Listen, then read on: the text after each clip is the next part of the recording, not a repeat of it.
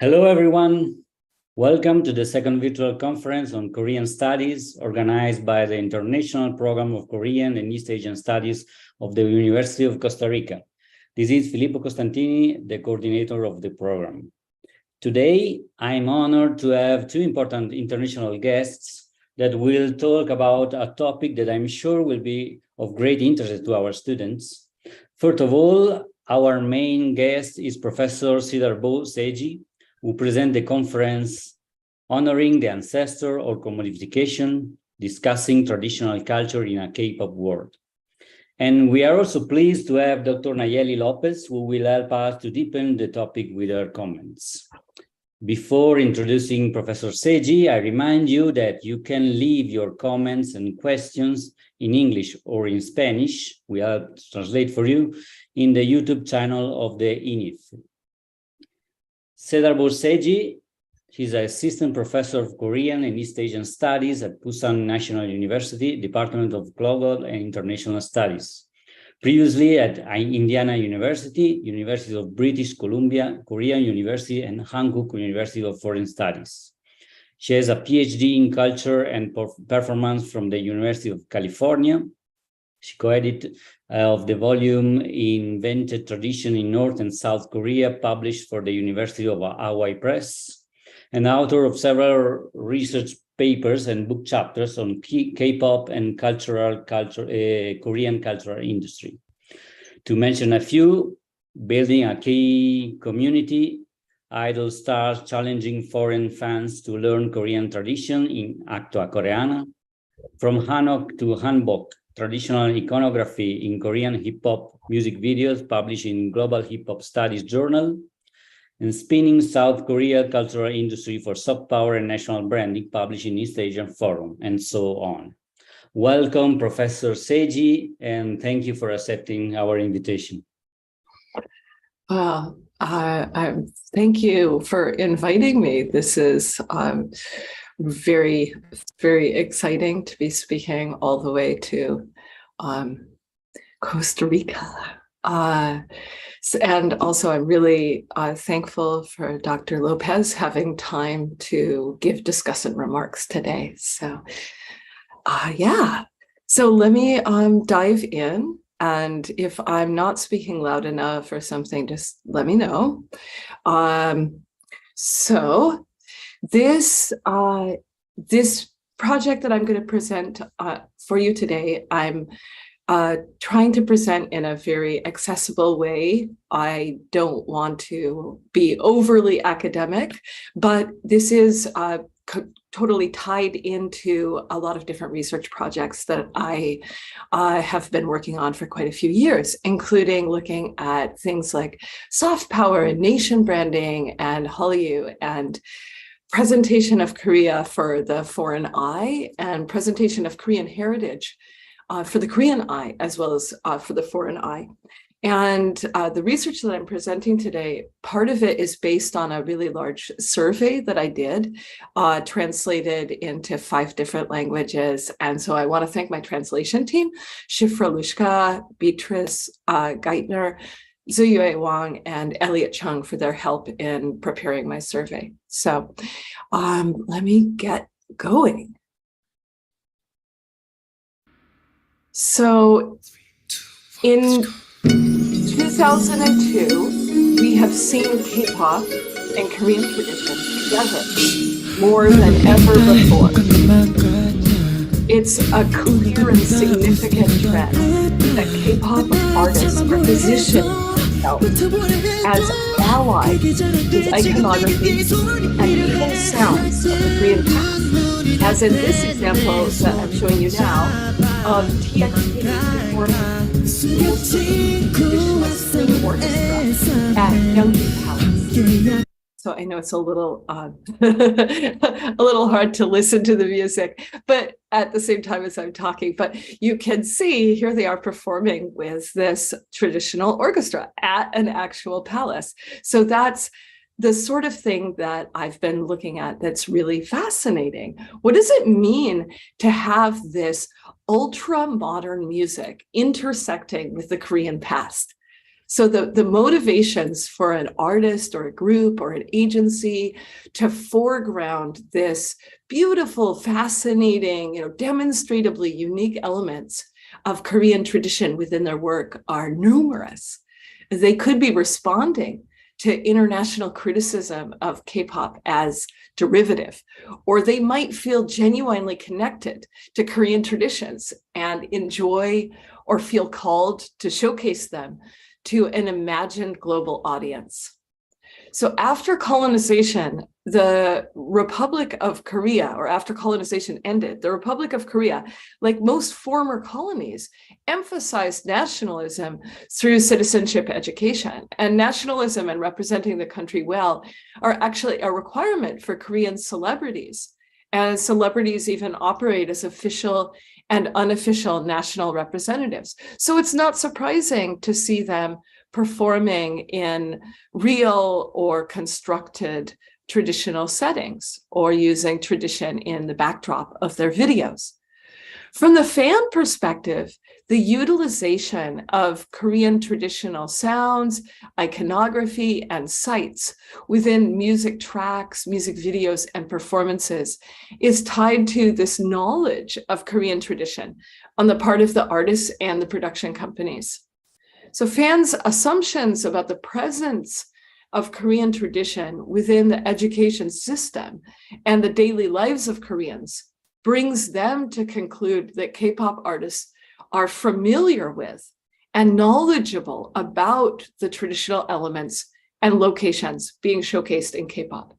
This assumption, unfortunately, is incorrect. However, equally important, and in part driving the recent incorporation of elements of tradition in K-pop, is a trend of Korean young people becoming more conscious of and reclaiming tradition, even if that reclamation only applies to select elements and on their own terms.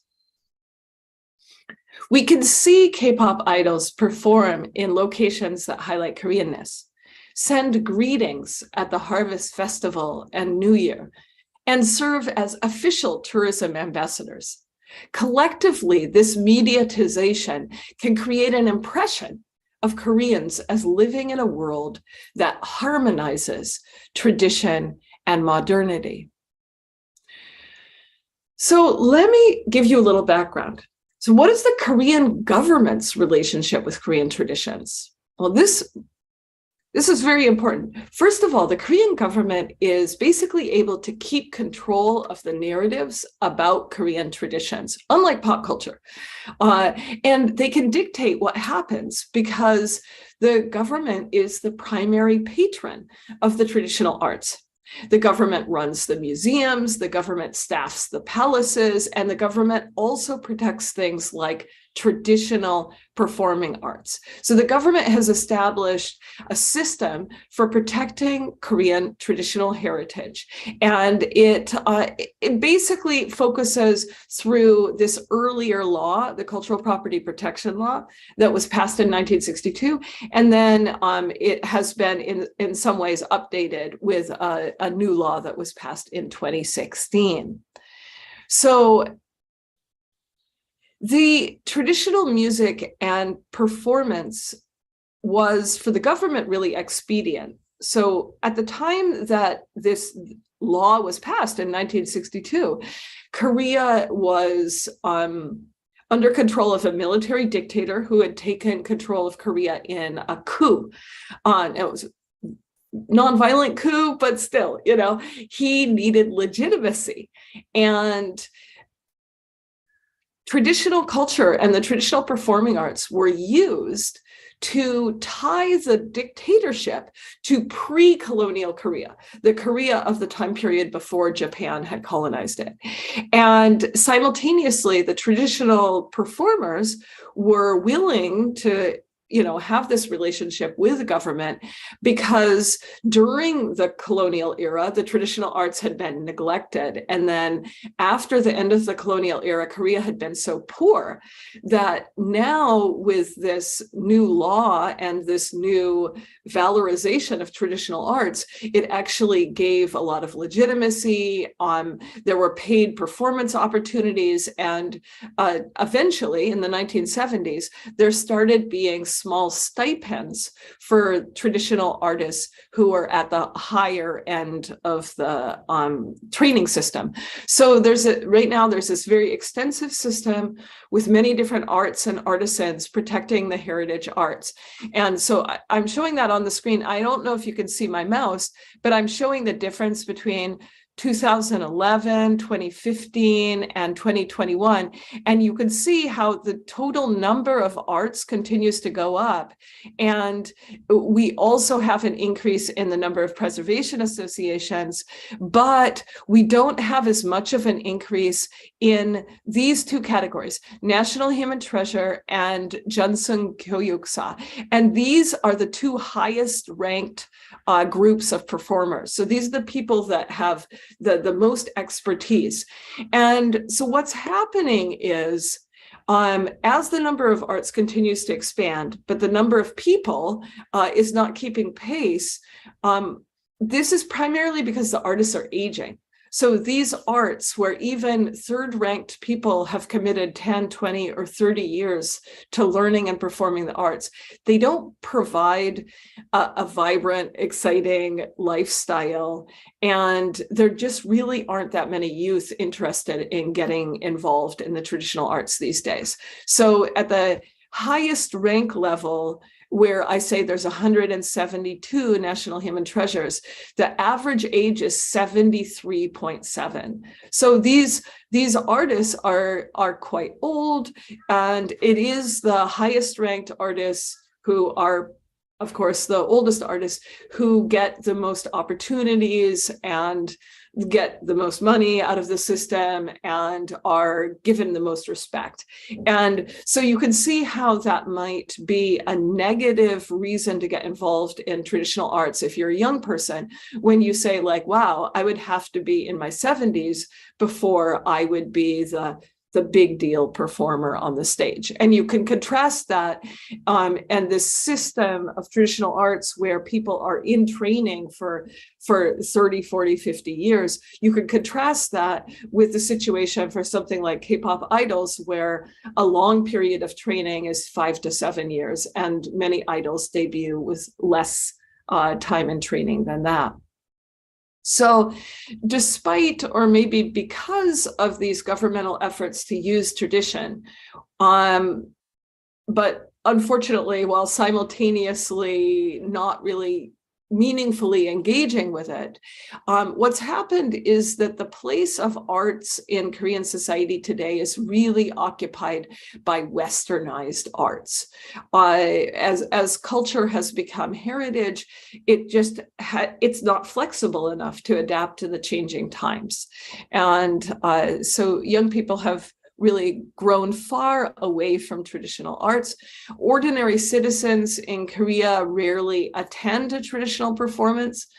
If they do, the most common reason is accidentally it turned out that way, because they don't plan this activity. They run into a performance that's in a local festival or in a palace or in a school, but they don't actually make plans to go to a traditional performance and buy the tickets in advance or something like that. In fact, most traditional performances are actually free because of the government support. But the problem is that when you pay $200 for a K-pop concert, but you pay $0 for a traditional performance, you might on some level feel like the K-pop concert is more valuable. So that's a part of the problem here. And parents continue to, in Korea, they continue to see Western music and Western performance as having more cultural capital. And so they continued to send their kids to piano and violin classes. And relatively few people in Korea are studying Korean traditional music or traditional dance. And in fact, the departments of traditional music and traditional dance have been closing in recent years because they can't get enough students. So, most Koreans, they can't even identify traditional instruments by looking at them or hearing them. So in contemporary Korea, the reality is that most people are learning about Korean traditions through the media, primarily through saguk or historical dramas.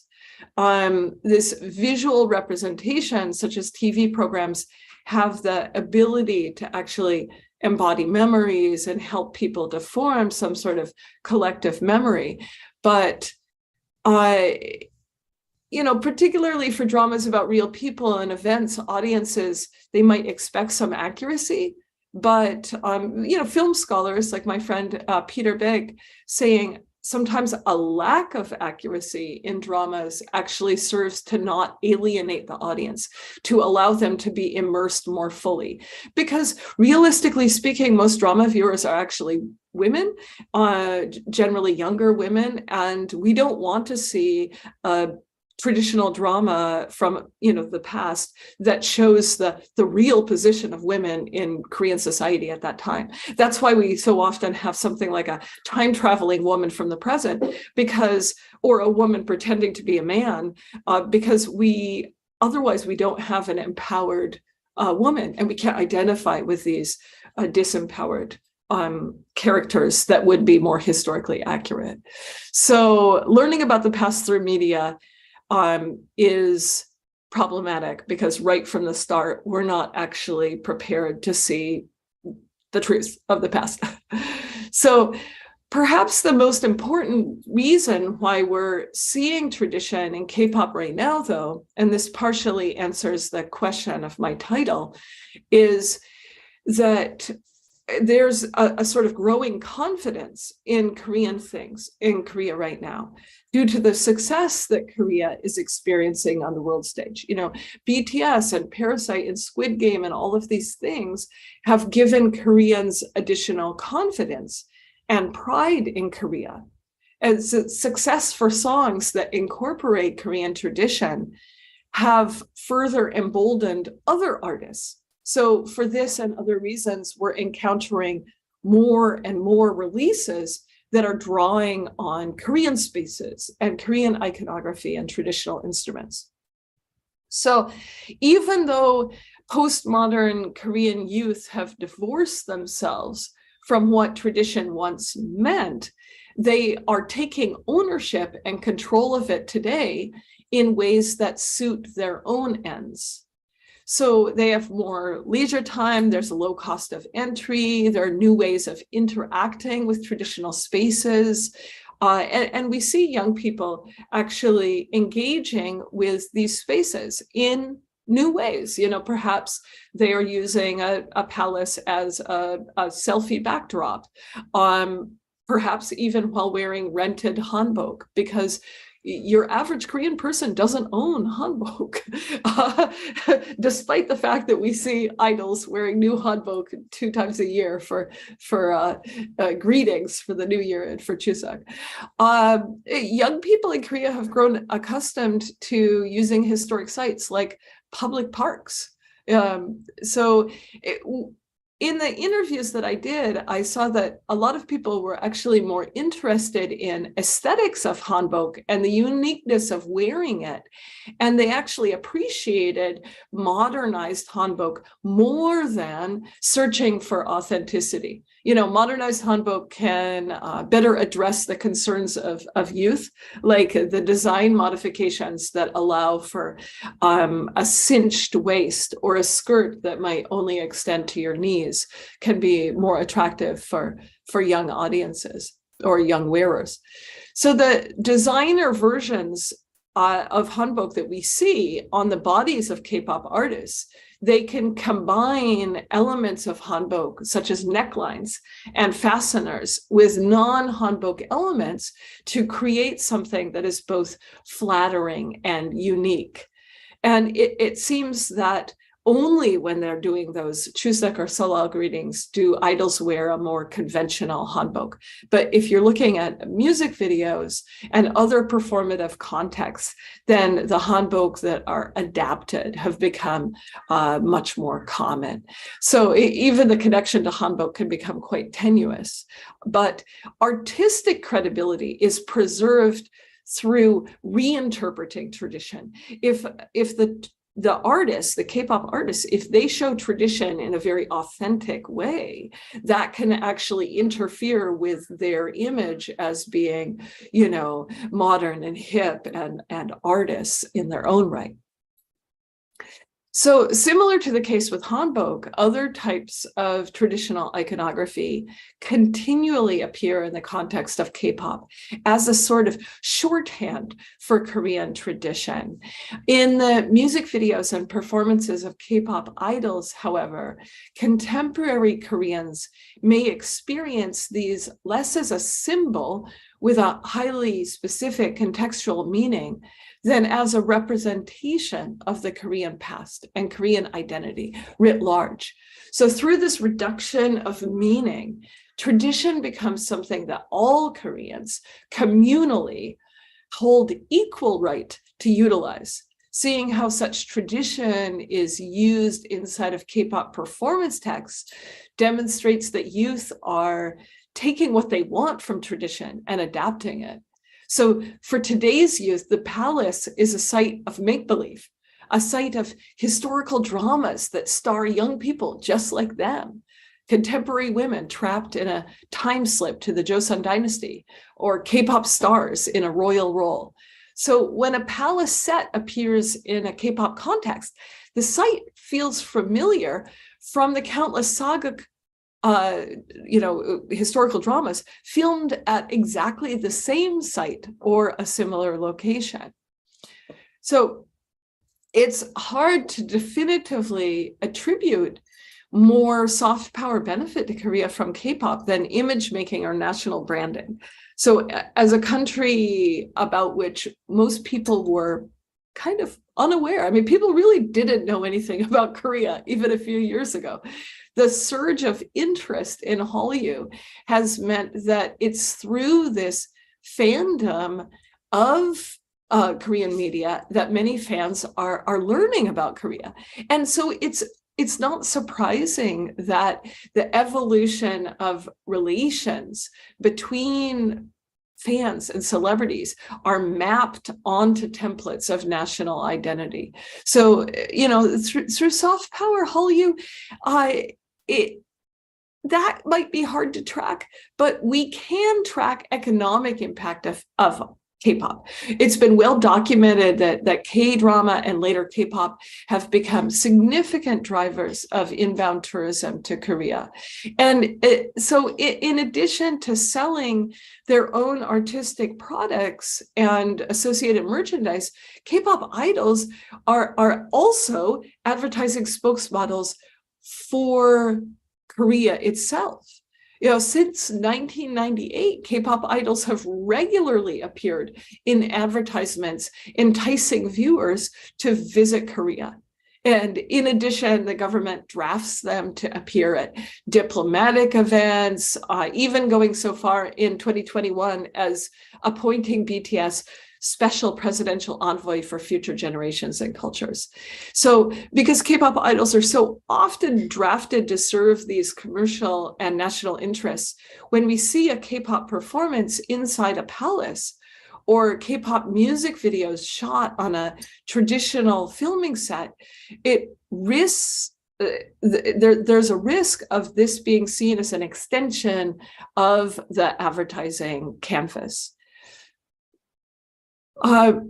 Today, it's clearer than ever that audiences may actively seek out and engage intellectually with cultural differences in their media content. To go on a little bit of a tangent here, when Hallyu first started to take off and scholars first started to do research on it, back in 2000 and 2005, when the first papers about Hallyu started to come out, then at that time, a lot of scholars were saying people like Hallyu products in other countries in Asia because Korea is culturally proximate to those cultures. So like, oh, our culture is similar to the culture in Japan or similar to the culture in Southeast Asia. We have similar values. We all, care about our elders, and we all, we don't want to see dramas with lots of, sex. We want to see love stories, and there was all these arguments about how it's not Korean culture. It's not the uniqueness of Korea.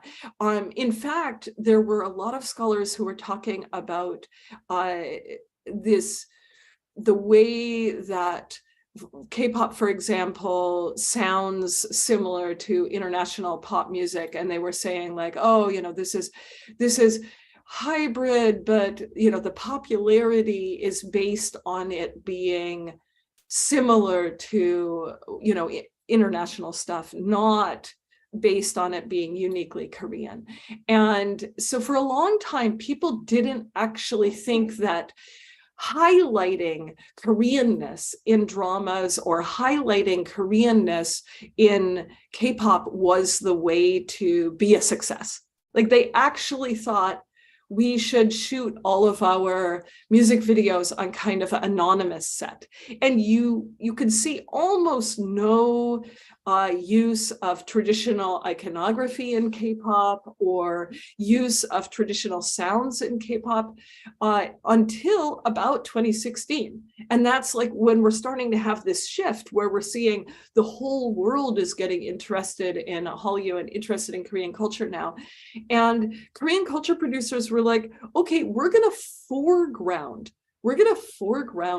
Koreanness. We're going to highlight the uniqueness of our country.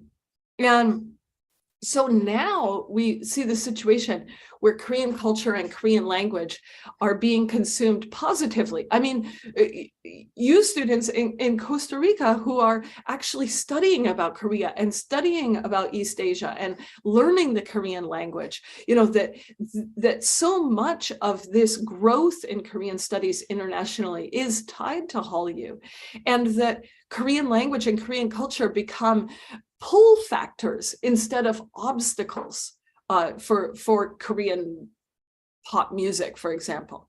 So for so long, I know that most of you in the audience are probably younger. For so long, big artists, especially if they're working for larger companies like SM Entertainment or JYP or YG, that they would produce some of their hit singles in Mandarin Chinese and in Japanese as well. And that was considered like normal. We have to offer it in these other languages. Otherwise, they won't be interested in our stuff. We have to reduce the Koreanness, even to the extent of translating the songs.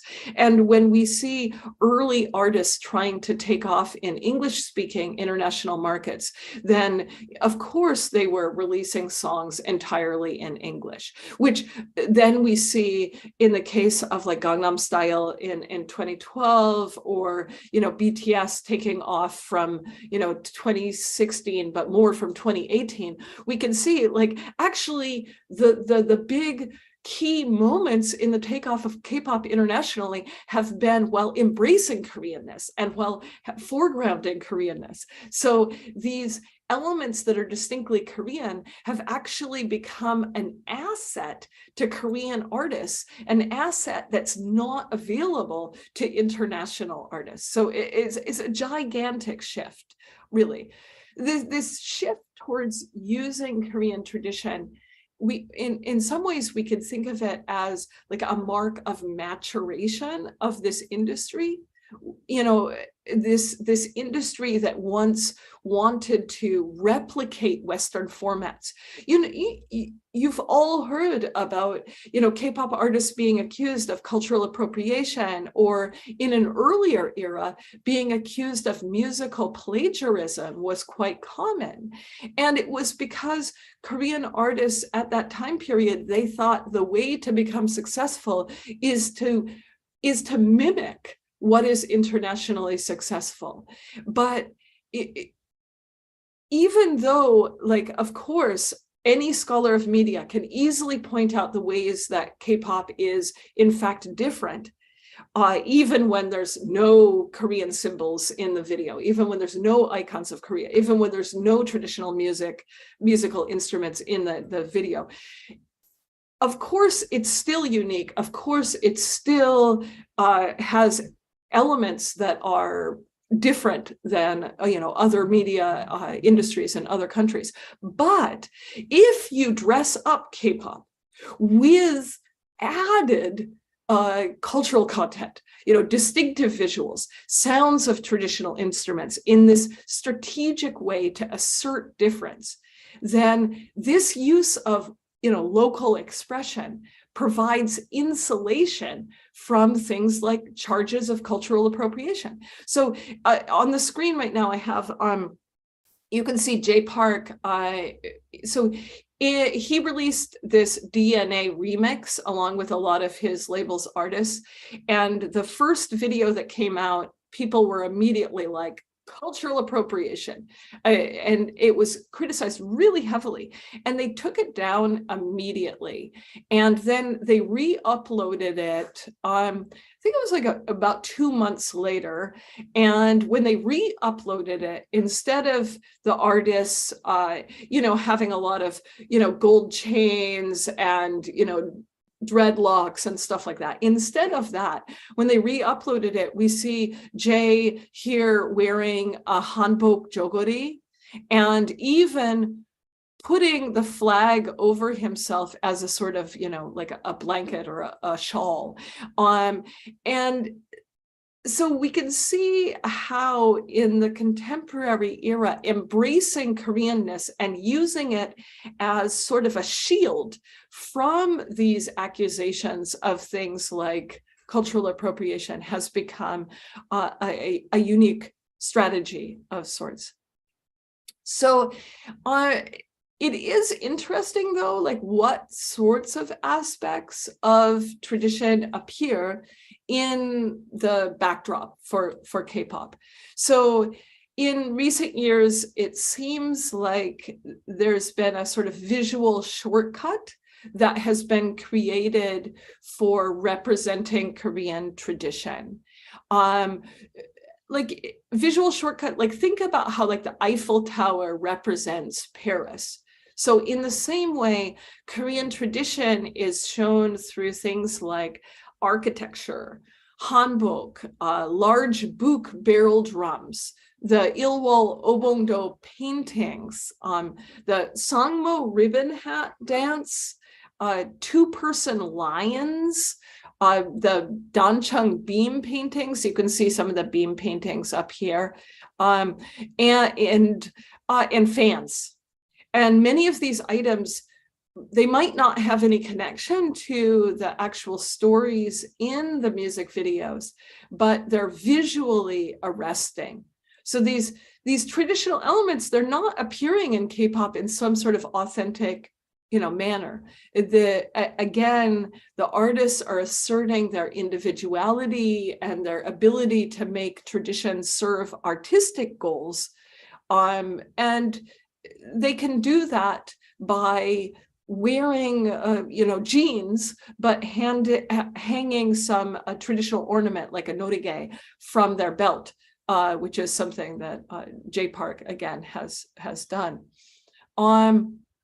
So these visual references to Korean tradition, they remain much more common than oral ones.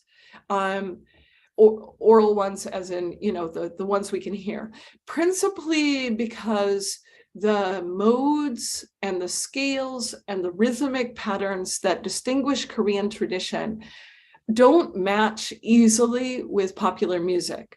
They're not well known to the average songwriter, many of whom are international specialists. So for those of you who don't know, like a lot of K-pop songs are actually written by teams that are brought in from other countries, and the music part. And so these international teams in songwriting camps, they don't have any knowledge or understanding or exposure to Korean traditional music. So of course it would be uncommon if they were incorporating tradition. So one of the more frustrating aspects for me as a scholar has been that even though we're seeing more and more Korean tradition inside of these K-pop contexts, at the same time, it doesn't seem very effective at driving audience understanding.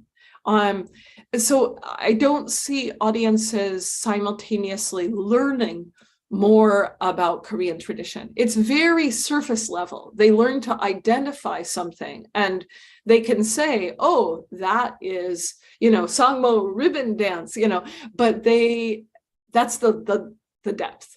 It's just being able to identify it. So like K-pop doesn't exist to educate audiences, but it is creating curiosity in people. And I wish that curiosity could be better capitalized upon. Management companies, I would like to see them do more things like identifying important sources of inspiration in press releases, or even listing instruments and naming the traditional artists who are performing them in video and song credits, because you would be surprised how often traditional instruments that foreign audiences say, oh, here's a traditional instrument, but there is no traditional instrument being used in that song. And because there isn't a full disclosure about all of the musical elements, then it's understandable that somebody could have that imagination. And I'll show you an example of that in a second. But the other thing is they don't identify who the traditional artists are that they work with. In very few cases they do. And I definitely want to hold up, Ravi from VIX and One Us and Hwasa from Mamamoo. Those are examples of 3 K-pop artists who have publicly named and really helped elevate the career of some traditional artists that they've worked with. But it's not normal for the K-pop artists to do that. Most of the time, the traditional artists are unnamed and basically faceless.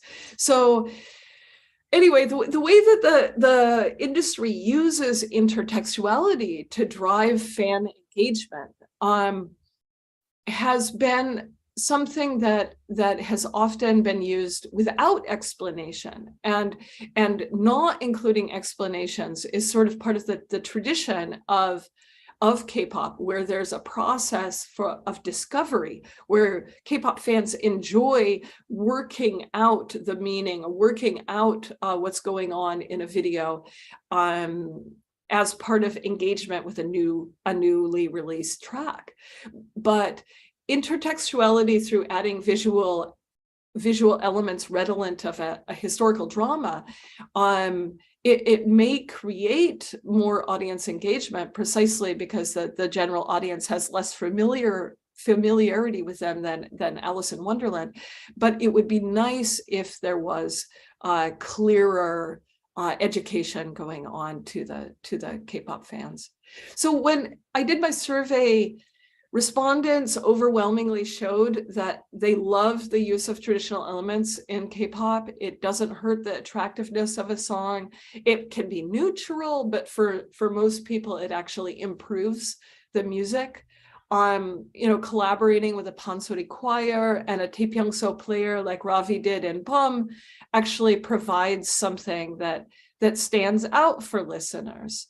But here's the example that I wanted to show you guys, where there are also misunderstandings, and these misunderstandings aren't cleared up. Like an example is Dreamcatcher has this song called Petey, and I'm just going to play you this one little clip at 1:12, just a second.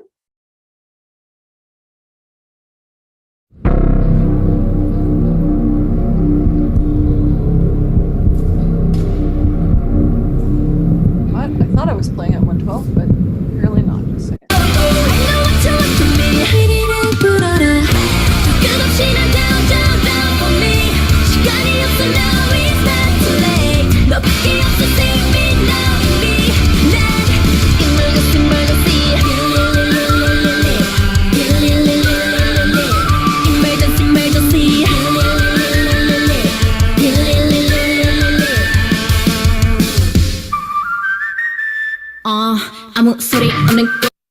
So I'm sure you guys could hear this sort of like whistle sound here. And because the song is called Petey, which is the name of a reed instrument, a vertical reed instrument, a little bit similar to an oboe in sound. It's actually a computer modulated whistle, which was sampled from a Western pop song. But because that whistle comes at the same time as the lyric says, blow the Petey, there are actually a lot of international audiences that mistake this as being the sound of the Petey. And so that's an example of like how K-pop could do a much better job by either, if you're going to call your song Petey, actually use a Petey in it, or by explaining to the audience, oh, we didn't mean to confuse you. We actually didn't use a Petey in this song. So although we have had some collaborative efforts that have been really successful in recent years, including groups like Korea and INIF, a lot of these have been initiated really far from the K-pop world. Moving forward, if K-pop artists more clearly explain these traditional instruments and credit collaborators, and if traditional artists were more quickly reactive to events in K-pop, and traditional artists could then, explain to international audiences, it would really benefit fans who are interested in learning more, and it could help foster a sustained interest in Korean traditions. So in conclusion, as in all other areas of their public presentation, K-pop idols must thread a very sensitive line. So they carefully balance different positions of the interest group that consumes their music, the fans, and the interest group that demands they perform nationalism, Korean citizens, and the interest group that wants their popularity to serve the nation, the Korean government. So at least for now, it seems that all three of these interest groups respond positively to incorporating tradition into music videos, performance locations, and the music itself. Therefore, it is likely that this trend will continue. However, the highly engaged fandom may not continue to be satisfied with surface level and relatively random incorporation of tradition. The days when Sangmo dancers could be part of a video with no explanation at all may have passed. As in One Us's brand new intro window, the 6 members of the group cede center space to Gukakin Che Ye-rim, who is credited as the featured artist for the track. Che, like members of the group, is young. With One Us, Che is demonstrating how the youth are remaking and reclaiming tradition. In 2022, Pansori-esque vocals can open the track of a K-pop album. And let's just listen to just the opening of this.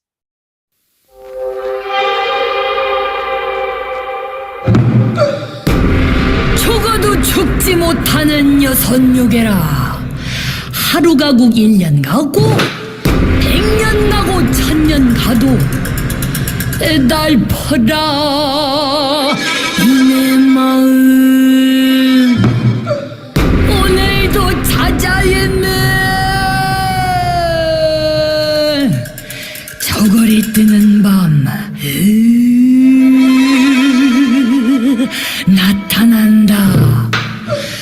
All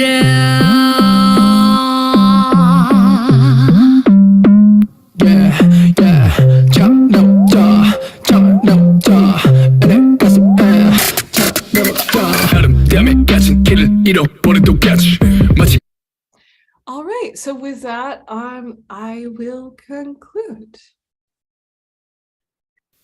Thank you so much, Professor. Thank you for sharing with us your paper. And there's a lot of points that we can deep. For me, I have a lot of questions, but before that, I will introduce Dr. Nayeli, and then we have time to deepen some points that are really interesting. For me, for example, next year we will host a traditional concert here in University of Costa Rica, a Korean traditional concert, Pansori, actually, and so this is a really strong point that how we can think about tradition as also how can we use tradition think about it as a process of adapting and transforming process that not have to be authentic, because also the idea of authenticity we can question it about, but after we can deepen this point. And first, I want to introduce Nayeli, Dr. Nayeli Lopez Rocha, graduated in social anthropology from the Autonomous Metropolitan University, Iztapalapa campus, and master in Asia and Africa with a specialty in Korean from the Colegio de Mexico. She was a Republic of Korea government scholarship holder for doctoral studies at Hanyang University, Seoul. In 2011, she graduated as the first Latin American holding a PhD in Korean studies. In Korea, she taught at Hansei University, Chung-An University, and Seoul National University.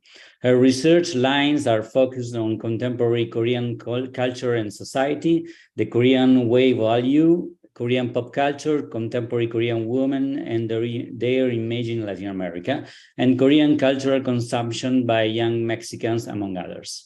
She is currently part of the University Program for Studies on Asia and Africa of the Humanities Coordination of the National Autonomous University of Mexico, where she develops as a researcher.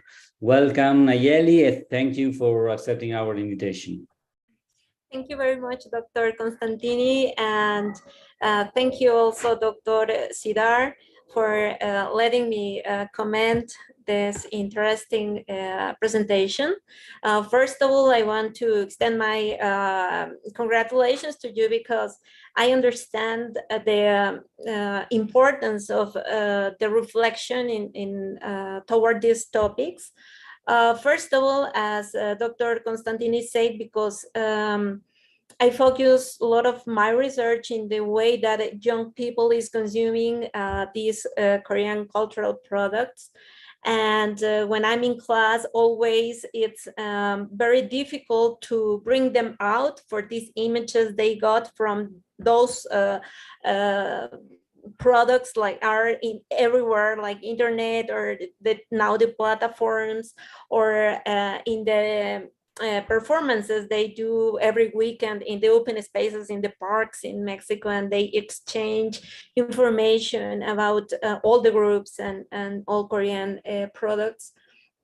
And it's very difficult to bring them out from those ideas that are in some way wrong about what Korea is or what Korean culture is. And this is difficult just to explain them that Korean culture in contemporary society is not that image. So I think in traditional is even more difficult to make them understand what Korea is. And I'm very happy to see this video you put at the last about Pansori, because sometimes I just say to them, like, I just can't imagine you listening Pansori every day in the morning, or like dancing with Pansori music when you are with all your friends. together talking about K-pop groups, etc., because it's a very, very different what Korean tradition is from what they are projecting. So I want to express my happiness to hear and to be here, like commenting your presentation. And I would like to, first of all, to put these big elements in the front line that are just essential to understand how this Korean entertainment industry has been able to flood all the world entertainment industry.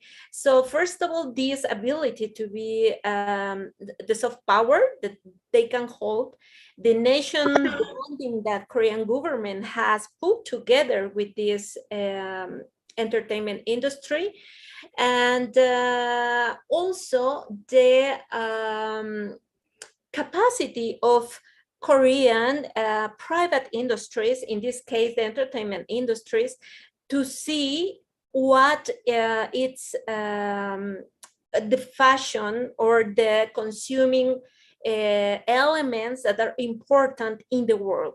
For me, it's very interesting to see how this, for me, standardization of Korean pop culture has been able to get inside the global market and to face big industries as States industry or Europe, I don't know, Britain industry, for example, that it used to seem to be the predominant culture, pop culture in the world. And it seemed to the world just consuming that sort of products. So suddenly the Korean industry became important and is starting to enter into this global market, but in a very, very strong way. Like from the Latin American point of view, is very interesting because Mexico for so many years was the predominant Spanish-speaking industry in terms of telenovela or music, but it was it was strong, but it was not globally represented as the Korea is now. So for me, the big question is how they did it.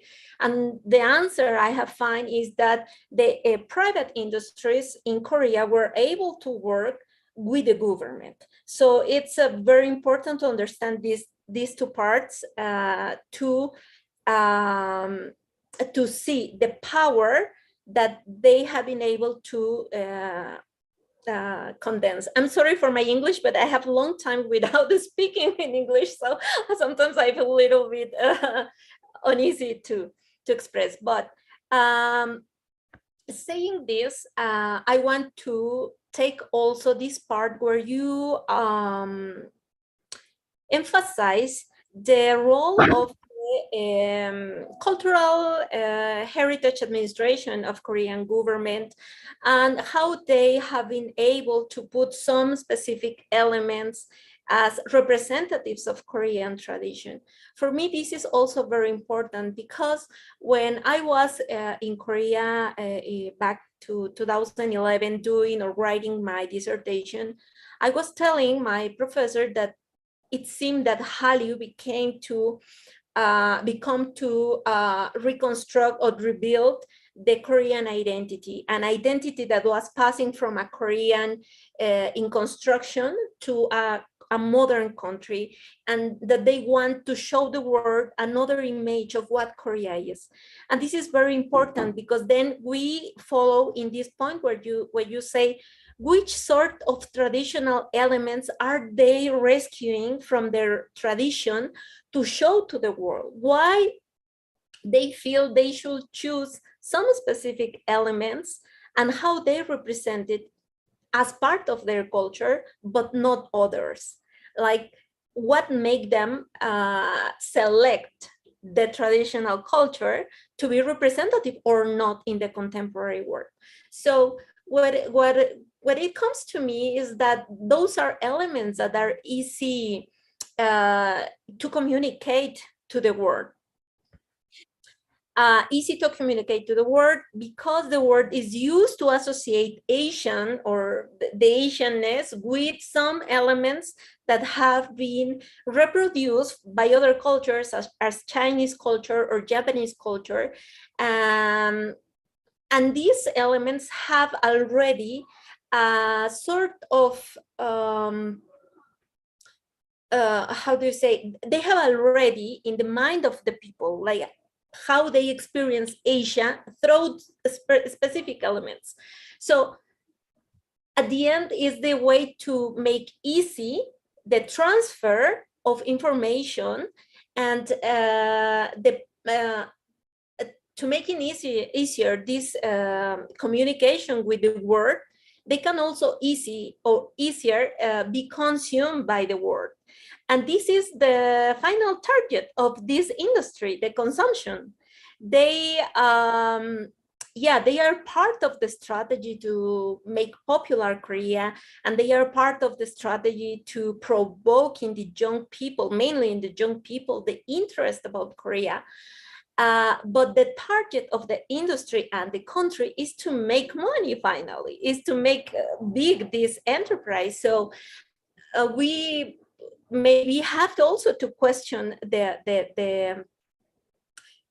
process in which the world has planned the way to become economically strong, or the way we are reproducing to consume, just the consume for consume, not without thinking, not without questioning. So for me, this is interesting because as you mentioned at the end, some elements like Pansori are being integrated, and I think, yeah, at some point the Korean pop groups or Korean pop needs to rescue some specific elements as they can relate with Korea tradition, because in the global market, as they need to be competitive to sell and to be present in the taste of the audiences, they need to put some special ingredient that make them be different from the other. And this is part also of the consume process. That maybe the real traditional is not that successful, or is not that attractive as this process, or especially selected elements that are represented as traditional to be consumed for the world. Because besides everything should be like some sort of standardized to be easy to consume to all the societies that are now consuming all the Korean entertainments. So in some way, I think, like, yeah, there is the hybrid process, for example, as you say, in the handbook, or in the other elements that are put in some way mixed with Occident, or Occident elements, or that are more easy to process for the consumers. But at the end, even those, for example, the handbook has another representation, is associated with Korea. And this is the part that will label the product as Korean, right? Because also the language, sometimes is very mixed already with English, or we see that if they are focused in the Latin American market, they put some words in Spanish, and sometimes even they don't pronounce it correctly, but they put it because the goal, the target is to communicate, to make some sort of contact with the recipient societies. But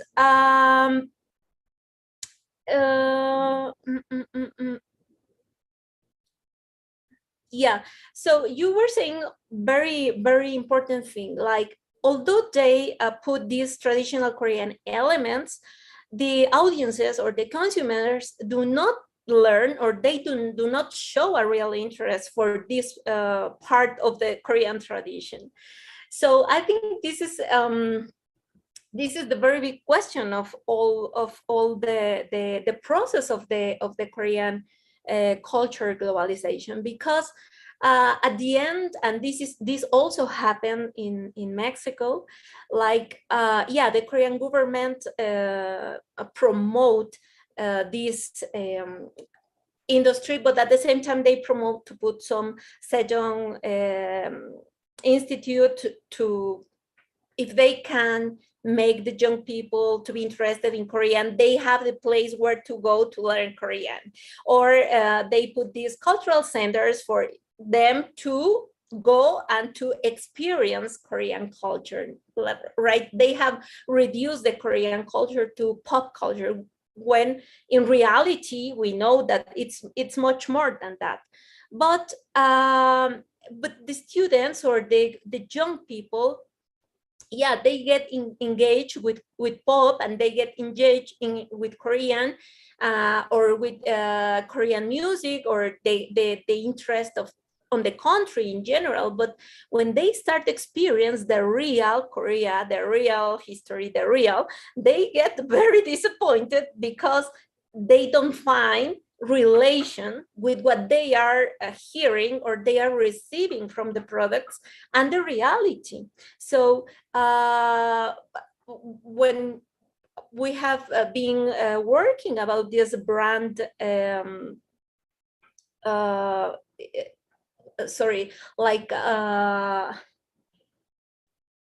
I don't have the word in English, marca país, or brand, like country, the brand of country as Korea. We always say that they should be very strict to give people what they are selling, because they can promote the tourism to Korea, or they can promote the interest to learn Korean, or they can promote the consuming what they are promoting about Korea. But if the person who come very interested in learn about Korea through the tourists, or they come to the country, they don't see what they expect, they get disappointed. So there should be a relation. I understand one is the ideal image they want to project about Korea, but that's not what they will find in the country when they come to make tourists in Korea. Maybe they can find the palace and they can take the picture there, but further than that, there is no interest in go deeply in the knowledge of Korea. So for me, the question is what they really want, or what they are really interested in promote the country, or really promote the Korean studies, a real Korean studies, or they just want promotion, they just want to improve the market and the consumption of this very strong industry that they definitively have done. So you say they should capitalize better these traditional elements in different audiences, but question is this the important thing for those agencies that are making all the production back for these groups, or they are using it only as elements to get some visual attraction and the popularity? I will stop here, and I again thank you very much for your presentation. Thank you so much, Dr. Lopez. And we are receiving a lot of questions, but before that, I let Professor Saidi to answer to your questions and our comments to your comments, please. Oh, Dr. Lopez, thank you so much for that. I feel like we really understand each other, and we have very similar concerns about what's going on in Korea. Actually, I work in Korea now, and I teach primarily international exchange students, and I can see in them this process of disappointment, that Korea might not be what they had expected. And it's not all students. There are many students who come to Korea who who, because they're studying something about Korea, that they have a deeper understanding. But there are among the visitors and the exchange students and even the people who come to work in Korea or marriage migrants, there are people who come and realize that Korea is quite different than the way it is mediatized. And so there are a lot of contradictions. You know, there are traditional or there are pop artists that are engaging with tradition, and you can tell that they really care about it, and they have some sort of deep knowledge, and they're really exploring it, and they're sharing this with the international audience. And on the other hand, we have people that it's kind of like they're using it as some exotic spice that they're sprinkling across the K-pop to make it visually stand out, to attract an audience that might want K-pop to be even more different, even more separated from their own national reality. And so we have tremendous difference. And also in government officials who may be driving some of these efforts to promote Korea or to accumulate soft power. We have people in different agencies or different politically appointed people who may only be in power for 5 years or even less, who come in with very different visions. And so we can have one agency that's showing one vision and another agency showing a completely different vision. And then even within the same, group, we can see that they're trying to kind of be all things to all people. So some of my research right now, I'm looking at advertisements created by the Korea Tourism Organization and the way that they're marketing Korea. And you can see the explicit creation of Korea as a visitable space, and that they want to commoditize an experience of Korea that is going to attract, sometimes they're aiming more for a domestic audience, and sometimes they're aiming for an international audience, because domestic tourism is also a thing. A lot of people just live in the large cities, and how can we get them to leave the large cities and spend money in smaller communities that desperately need, the income? And so we can see that there'll be like a certain series of tourism promotions that are really commoditizing Korea in a certain way that may be an idealization of, rural life. And then at the same time, the same industry or the same agency is putting out another series of advertisements that seem to be aimed at a very unrealistic idea of Korea as a K-pop filled space.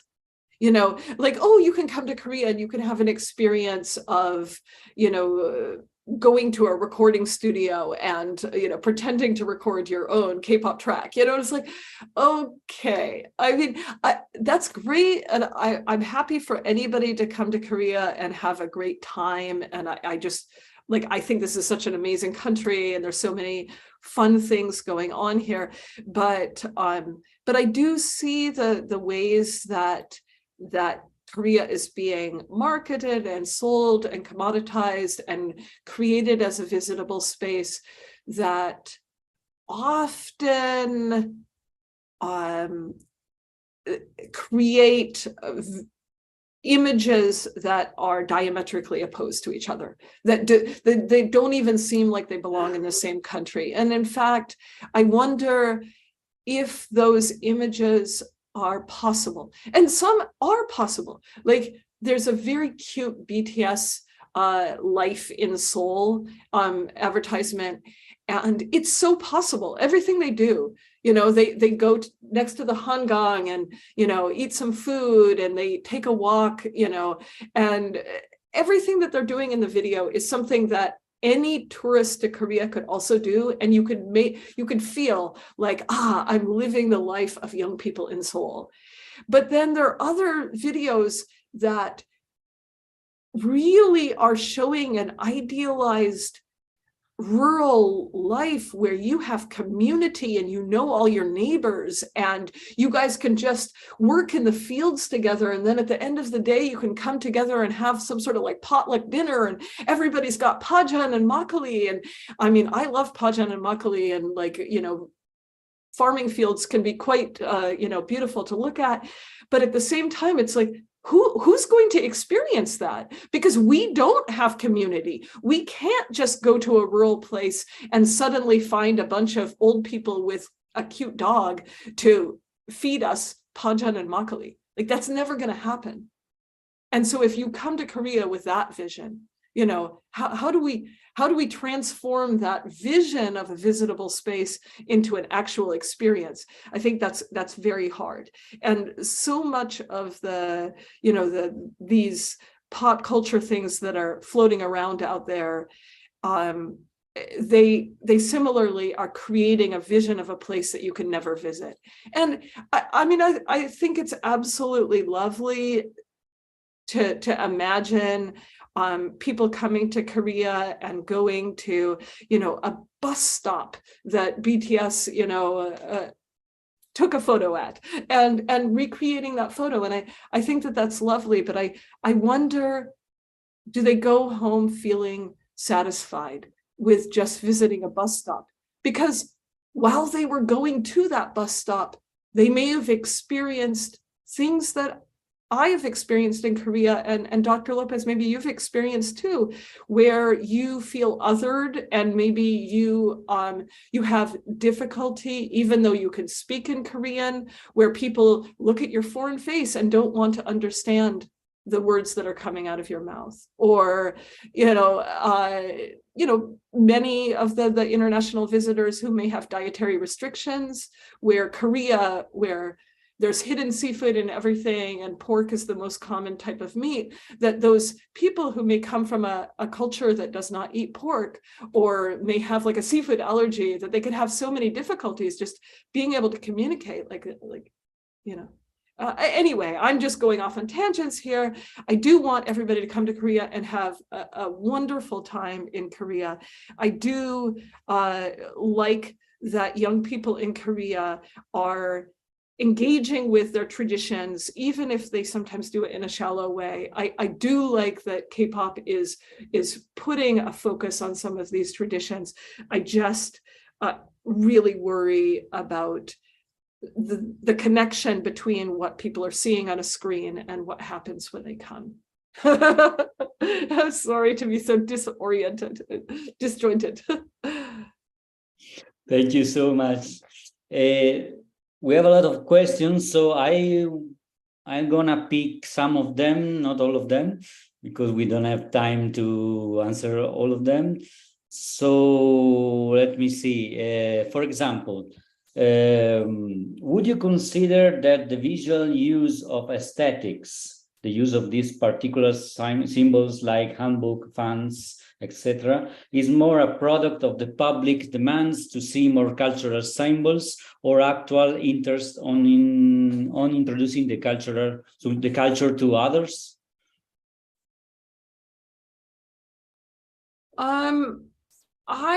I would say that it is definitely a mixture. For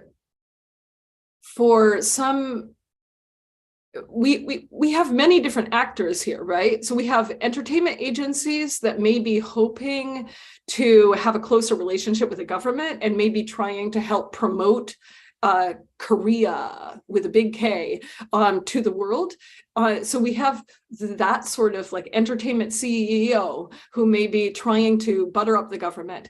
And we have individual artists who may be attracted to tradition or may enjoy things about tradition. We have music video directors who may just be looking for a good backdrop or a unique concept. And we also right now have, as this has become a larger and larger trend, we have a sort of pressure to demonstrate that you love Korea, that you're a real good nationalistic Korean, by also creating one of these. So as more and more artists create this sort of product, at least one video that shows Korean tradition, then it puts pressure on the rest of the artists to also be valorizing Korean traditional things.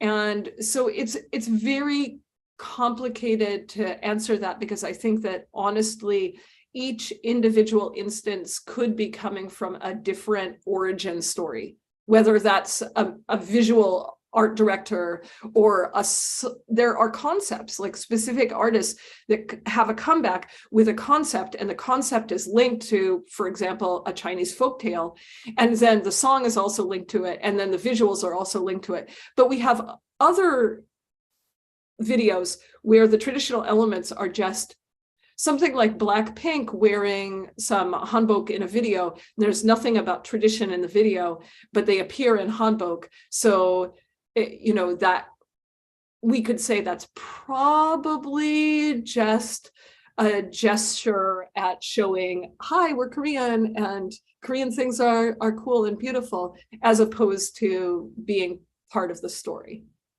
So again, I'm not sure I answered that question fully. I think so.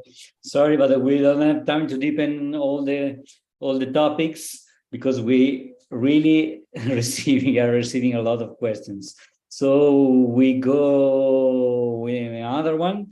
To what extent does the Korean government have power over the projection of the Hallyu movement on the international scene, and how could this affect the future of Korean soft power?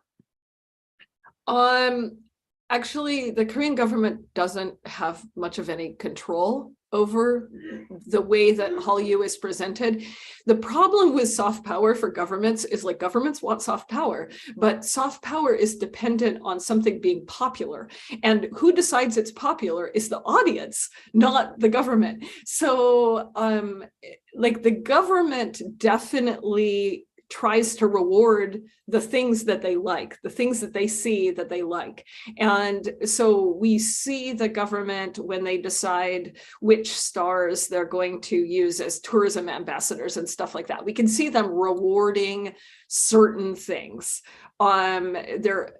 Which stars they work with, and stuff like that. But at this point, the K-pop industry is taking very little money directly from the government. It's more that the government is helping to promote the industry as a whole by creating regulations and tax, and tariff agreements that help these cultural products to be exported easily, that help the goals of these entertainment agencies. And so the government has to create infrastructure, create an environment that helps basically all agencies equally, other than choosing, somebody who can be like BTS, as a national ambassador, or choosing somebody to be a tourism ambassador.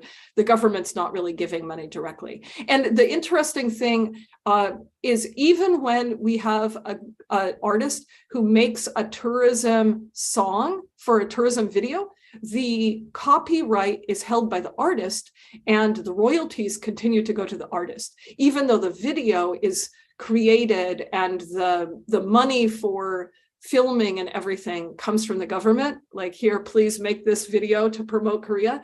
But the copyright is the artist, and they actually can sell that song and make money from it, which is interesting. So it can be really beneficial to the artists to work with the government in that sort of way. But other than that, they don't really work that directly. And the Korean government, by continuing to work with artists in the hope of gaining soft power, the Korean government is also vulnerable to K-pop artists if they do something wrong, if they create a bad image for Korea.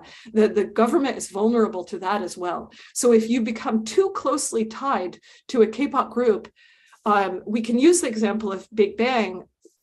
Big Bang and individual members of Big Bang were promoting Korea and national representatives. And then Seungni had this huge scandal back in 2018, 2019, one of the members of Big Bang. And so that kind of scandal, then the government is suddenly like, ooh, we're not connected to Big Bang. You know, so they're suddenly trying to create a barrier of, you know, we have nothing to do with that, you know, that group. We have nothing to do with what they did. And you can really see the government stepping back from YG Entertainment, you know, in that moment. And YG Entertainment and Seungni and other people caught up in that whole scandal, not having, you know, the support from the government, because the government didn't want to be tied to them at all at that moment. And so that is the problem with soft power, is if you're tied to an artist and then the artist acts in a way that can, you know, change the image of Korea internationally, because fans all around the world knew about Burning Sun. Really interesting. I'm gonna choose other two questions, and I'm sorry for all of the other questions. I cannot choose because we don't have time. So let me see. Are there any examples outside of the mainstream media that show collaboration between traditional performers and musicians working in the popular music industry, for example, in trot music? So there are great examples for artists with traditional training who then work with more popular artists. So we have a ton of examples of that, where the knowledge of tradition is very strong within a traditional artist, and then they themselves start making more popular type music that's aimed at a more general audience and not a traditional music audience. So we have a lot of groups like that right now that are doing really, really fascinating stuff. And you might call it fusion traditional, like reinventing Korean traditions, like that kind of thing. So we do have a lot of groups that are doing that. The only groups that do it really well are the ones that have the traditional background, because you can move from traditional towards pop, because you understand pop, because you live in a contemporary world where you're exposed to pop all the time. But if you live in a pop world and you've never studied anything about tradition, it can be much harder to move in the opposite direction, because they don't understand the instruments, their limitations, the ways that the scales are different, you know, things like that. And so in the case of trot, we can see excellent examples like Song Ga-in, who won the first of the big trot competition shows, Miss Trot, that created the current trot boom. Song Ga-in has a background in pansori, and then now she's doing trot. But there's actually quite a lot of people in trot who have a background in pansori, but when they're doing trot, they're actually doing trot. They're not doing pansori anymore. So it's not quite the same thing, because they're not showcasing tradition in trot in general. But there are some trot artists that do the same thing that I was talking about with K-pop, where they just use visuals and stuff like that. It's tons of fun.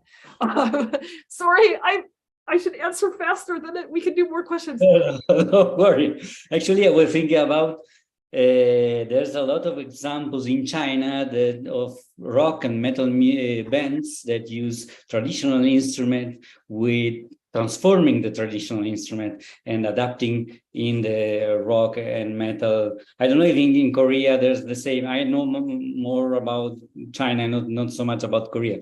I don't know if in Korea it's the same. The use of komungo in metal or in rock bands. This happened. It's the same thing that I was just saying, where if they have the traditional background, then they can move that way. So there's an example like the group Jambenai, which is very much like a kind of metal hard rock group with gomungo. So, yeah. Really, thank you. Last question. I don't want to keep you busy. When is commodification positive, and when can we draw the line for it start causing problematic behavior for the Koreans and people getting into the culture? Well, I guess the question I want to ask is, who is the commodification benefiting? And the big problem that I'm seeing from my research perspective is the commodification is benefiting people other than traditional artists. So we have all of these new examples of tradition kind of coming into a greater spotlight. But if you think, for example, of all of the people who come and rent hanbok and walk around, the palaces in Seoul, but almost all of those hanbok are made in China. So they're not, and I'm not even talking about how authentic the hanbok is. Like, if people want to wear a hanbok that isn't, makes them look the way they want to look, that's fine. It's dress up, it's play, enjoy your playing. I'm not judging wearing a non-traditional hanbok, but what I'm saying is who is benefiting from that commodification? If all of the hanbok are just being made in China, then is a Korean person benefiting other than the shopkeeper who's renting that hanbok to you? And we have hanbok designers in Korea, and we have, artisans and seamstresses and all of that kind of stuff. And are they making anything out of this spotlight on hanbok in the present era? And, the same with the traditional music. Like, it's wonderful that people are interested in it when they see it in the case of K-pop. But are they going to actually, is that going to cross over into downloading or buying an actual CD from a traditional artist, not somebody who is, I mean, there are a lot of cases that are really bothering me at the moment, where I see they only want the mask as a symbol of traditional Korea, but they don't want the story associated with that mask. And that story comes from one small town in Korea. And so there's a costume that goes together with that mask, and there's a story, and there's motions, and there might be dialogue and jokes or maybe songs that character does. But they only want the mask. And so who is that benefiting? Again, the mask is probably going to be created in China, and it's not even benefiting a Korean artisan, and the actual dancer, the actual performer from some heritage art, you never even heard their story. You have no idea what their story is. So it's like, you feel like, oh, I like Korean tradition and I like Korean mass, and I want to bring this home and I'm going to put it on my wall. But did that commodification, and the government is using mask imagery and promoting different towns and promoting Korea and in tourism advertisements, is that promotion of mask as a commodity that represents Korean tradition, is it giving any money at all to a mask maker or a traditional performer of Korean mass dance dramas? And so that's the problem. If it's doing that, if it's giving money to a traditional mask maker, to a traditional mass dance drama performance group, then I'm all for it, because I want those people to make money. They're having a hard time. They're having a hard time recruiting new people to get involved in these traditional arts, because you can't make any money. So if it's commodification that ends up going back to help the actual artisans in Korea, then I'm going to say yay. But if it's commodification that lets you take home a piece of Korea and it's actually made in China, then I guess I feel real disappointed with that. Yeah, totally. I let Dr. Lopez to have the final comment, and we have to end because we already 1 hour and a half. Dr. Lopez, please. Thank you very much. Well, I just, I don't know how subjective I will look like now, but I completely agree with Dr. Cedar, because that's a problem, I think, not only in Korea, in all the world, that these persons who have reproduced from ancient times to the contemporary times, these traditions or these cultural heritages are being just move away from those big companies who are just interested in make money. This process of appropriation of traditions are just trafficking, no, all around the world, and I think we should be very critical on these processes, because they are just taking away or taking back or just stealing the cultural property that it's also intellectual property, because culture and arts are intellectual property. And I think Korea should be very, very aware of these processes, because finally, yes, what they are, as Dr. Cedar say, it's very difficult to get or to catch or to recruit new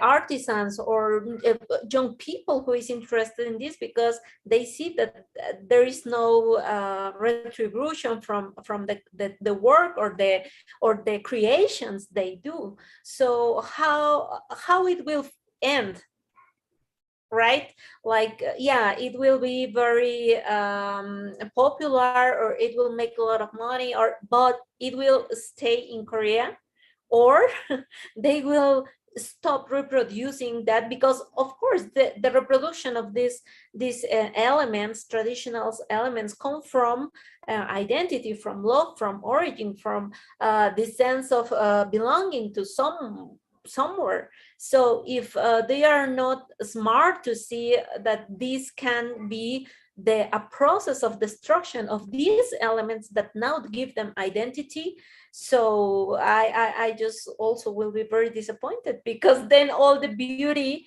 of Korean culture, what it really makes you feel that Korea is a wonderful country, will be erased. So they should be very, very attentive to these processes, and try to stop and to think if just that making the money is the important part of all this theater that Hallyu and pop music have done in the world. So thank you very much, and again, I'm very pleased to be here. Thank you so much, both of you, for sharing with us your research and your comments and ideas.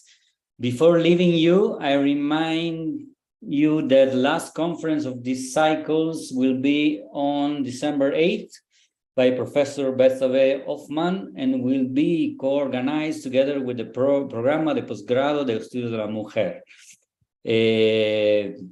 Thank you so much, and have a nice evening or morning. Bye.